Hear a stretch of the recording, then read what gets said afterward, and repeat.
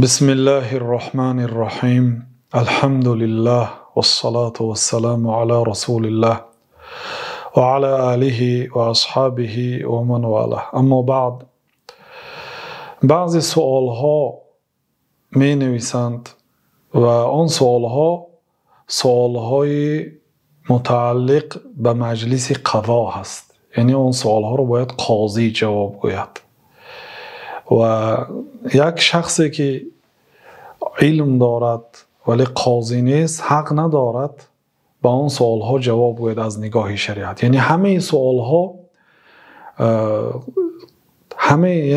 سوال ها شرط نیست که به آن جواب گفته شد. بعضی سوال هایی هست که جواب گفتن از نگاه شریعت نادرست است، مانند خیلی که گفته مسئله های قضا باشد، یعنی مسئله های قاضیگی. در سنن ترمذی رحمت الله علیه آمده است از حضرت علی رضی الله عنه که حضرت علی گفتند که جناب رسول الله صلی الله علیه و سلم به من گفتند که اذا تقاضى الیک رجلان فلا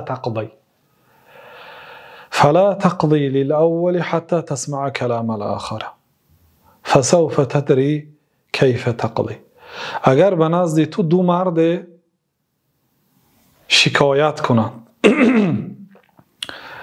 با مسئله قضا خصومت داشته باشند و به نزد تو دو مرد اگر آیند، تو حکم نکن، در مسئله حکم نکن، یعنی جواب نگو تا مادامی که هر دو طرف را شنوی. بسیار سوال دهنده ها مسئله های خصومت را سوال می دهند. بین 2 نفر یا بین 3 نفر یا بین 10 نفر شدگی مسئله است. یک نفر آنها سوال می دهد، جواب دادن به این گونه سوال ها ممکن نیست از روی شریعت. حتی بعضی علما، بعضی قاضی های را شاهد شدیم که حتی گوش نمی کردن، برای آنکه هر یک انسان وقتی که خصومت خود داد و گرفت مالی هست یا حتی مسئله طلاق هم علما میگن مسئله قضا هست، یعنی باید قاضی حل کند. برای چی؟ برای آنکه در اینجا باید شوهر حاضر باشد، همسر حاضر باشد، شاهدان حاضر باشد. قاضی چندین مراتبه محتاج میشد که از آنها بعضی مسئله ها را بپرسد چی گفتی. حتی کاتب های قاضی ها باید آن سخن ها را نویسند.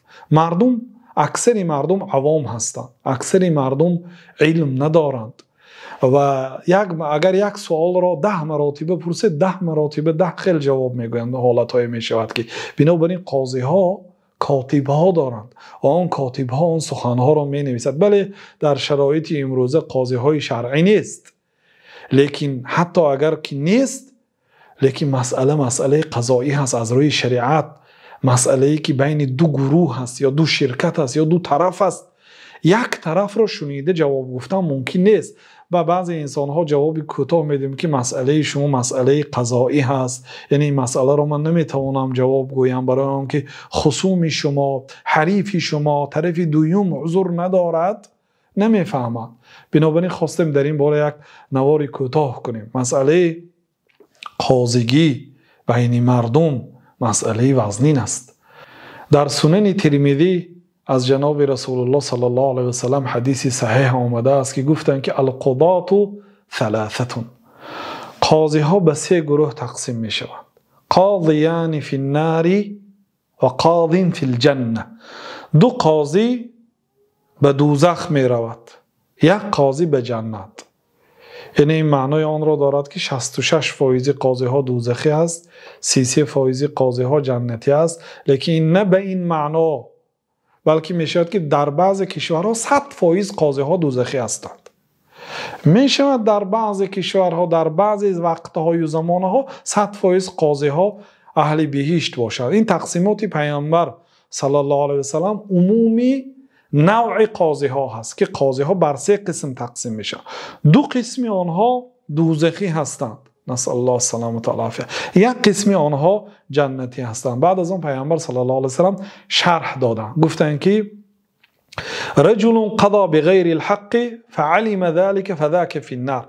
یا مرد علم قضا دارد، او عالم است، علم دارد، دانش دارد، ولی برخلاف علم خود حکم میبرارد. میداند که همین آدم بیگناه است، لیکن دیده و دانسته برای او جنایت میبندد، یا اینکه عکسش همین انسان دزدی کرده است، باید قاضی همه دلیل ها اثبات شده است، طبق شریعت باید دست همین انسان بریده شود، قاضی او را عفو میکنه، میگه که یعنی دلیل ها مکمل نیست برای بریدن دستش، گفته مبلغی از رشوه میگیرد، پاره میگیرد، یعنی حرام است پاره گرفتن در همه حالت ها، پاره گیرنده، پاره دهنده و میانه روی که بین پاره گیر و پاره دهنده رفت آمد میکند و پاره را برده میداد، هر سه اینها را جناب رسول الله صلی الله علیه وسلم لعنت کردند.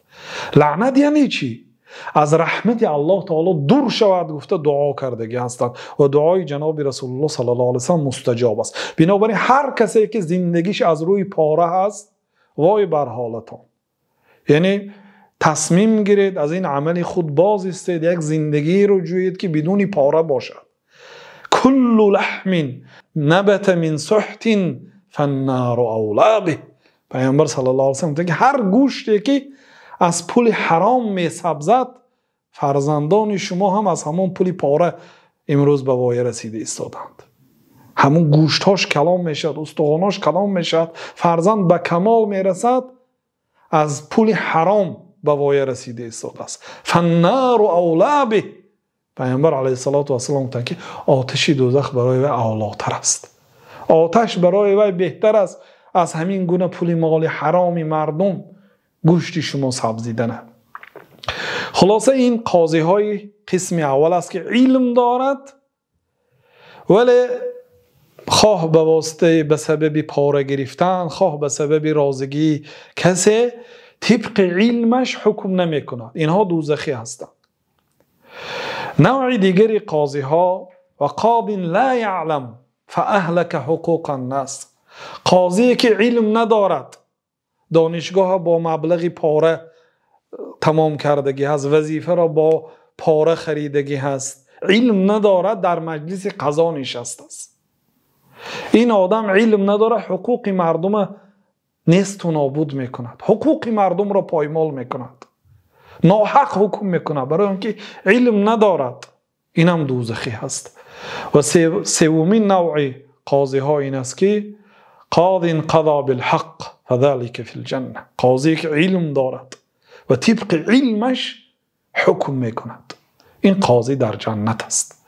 با وجود این علما از قاضی شدن میترسیدند. پیشوای مذهب ما امام ابو حنیفه رحمت الله علیه به همگان معلوم است که وقتی که خلیفه مسلمان ها، یعنی خلیفه یک کشور نه، راهبر یک کشور نه، خلیفه مسلمان های کل دنیا، وقتی که امام ابو حنیفه را از زادگاهشان کوفه به بغداد آورد، فرمان داد که آوردند، گفت که تو قاضیگی را به عهده میگیری؟ امام ابو حنیفه گفتند که من به قاضیگی صلاحیت ندارم. گفت دروغ میگویی؟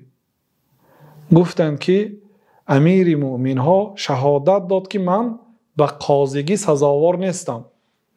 چی گفت؟ چگونه؟ شما گفتید که دروغ گفتید، دروغگوی باید قاضی نشود. اگر من راست گویم، من اگر راستگوی باشم، من میگویم که من به قاضیگی صلاحیت ندارم. اگر من دروغگوی باشم، دروغگوی باید قاضی نشود گفتن. و بعد خلیفه قسم خورد به نام الله که قاضی میشوی. و امام ابو حنیفه رحمت الله علیه قسم یاد کردن که به نام الله قاضی نمیشوم گفتن. ببینید امروز مردم یا امام خطیبی رو با پول خریدن. کجای شما پیروی از مذهب امام ابو حنیفه دارید؟ امام ابو حنیفه را پادشاه مجبور میکند که عالی ترین وظیفه دینی را، قاضیگی را بر عهدهش بار کند، وظیفه داد، نگرفتند. شما وظیفه را با پول خریدید. مگر همین مذهب امام ابو حنیفه است؟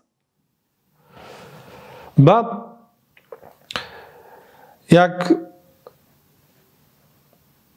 یاردمچی خلیفه گفت که ای امام ابو حنیفه، امیر مؤمنان به نام الله قسم خورد، دیگر باید قسم این را اجرا کنی. گفتن که امیرالمؤمنین به کفاره قسمش از من دیده قادرتر است، یعنی به 10 مسکین طعام میدهد یا لباس میدهد یا غلام آزاد میکند. از من دیده امیر مومنان به کفاره قسم قادرتر است، یعنی قدرت دارد که یک غلام آزاد کند یا 10 مسکین لسر و لباس خرد، 10 مسکین یا طعام دهد. هیچ گپی ندارد، لیکن من قاضی نمیشوم. گفتم بعد امام ابو حنیفه را به زندان پرداخت. خطیب بغدادی میارند که هر روز 10 دره زده میشدن برای قبول کردن این وظیفه. 110 دره به قفایشان به تخت پشت دره زدند.